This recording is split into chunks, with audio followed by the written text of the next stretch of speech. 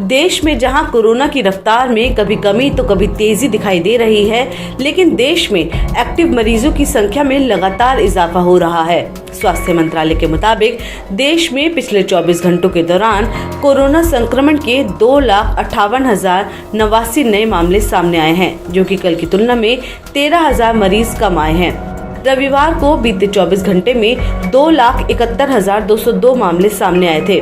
वहीं बात करें सोमवार की तो बीते 24 घंटों में 385 लोगों ने इस महामारी से अपनी जान भी गंवाई है।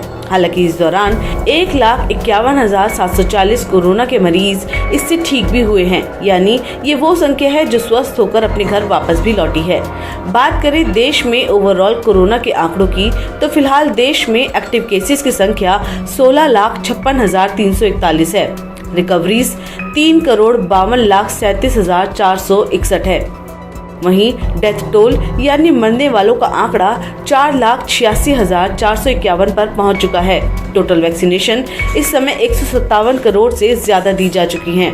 देश में तेजी से फैल रहे कोरोना के सबसे ज्यादा मामले इस समय महाराष्ट्र राज्य में देखने को मिल रहे हैं। महाराष्ट्र में रविवार को कोरोना वायरस संक्रमण के 41,327 नए मामले सामने आए और इस बीमारी से 29 और मरीजों ने दम तोड़ दिया। इसके साथ ही राज्य में एक्टिव केसेस की संख्या अब बढ़कर 2,69,102 हो गई है। वहीं बात करें राष्ट्रीय राजधानी दिल्ली की तो दिल्ली में रविवार को कोरोना वायरस संक्रमण के 18,286 नए मामले सामने आए हैं और 28 रोगियों की मौत भी हुई है। देश की राजधानी दिल्ली में इस सप्ताह मृतकों की संख्या ने चिंता बढ़ा दी है। स्वास्थ्य मंत्रालय के मुताबिक इस हफ्ते दिल्ली में कुल 203 मौतें हुई हैं, जो कि देश भर में सबसे ज्यादा हैं। बता दें कि दिल्ली में पिछले हफ्ते 51 लोगों की जान गई थी, यानी पिछले हफ्ते की तुलना में मृतकों की संख्या में 83% की बढ़ोतरी दर्ज की गई है। तो वहीं राहत की बात यह है कि दिल्ली में संक्रमण दर में गिरावट दर्ज की जा रही है। संक्रमण दर गिरावट के साथ 27.87% रही, जो कि पहले 30.64% थी।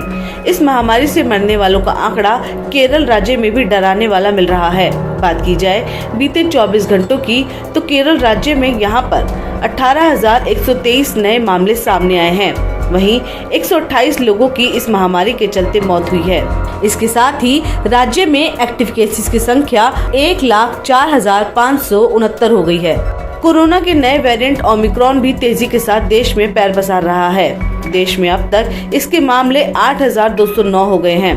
कल के आंकड़ों की तुलना में इसमें 6.02% की बढ़ोतरी हुई है। अब तक ये 29 राज्यों में फैल चुका है। महाराष्ट्र में इसके सबसे ज्यादा मामले देखने को मिल रहे हैं। आपको बता दें कि कोरोना महामारी के खिलाफ जारी लड़ाई में देश ने कोविड-19 वैक्सीनेशन का 1 साल भी पूरा कर लिया है। इस अवधि में 157 करोड़ वैक्सीन लगाई गई हैं। पिछले साल 16 जनवरी को हेल्थ और फ्रंटलाइन वर्कर्स के टीकाकरण के साथ इस अभियान की शुरुआत हुई थी।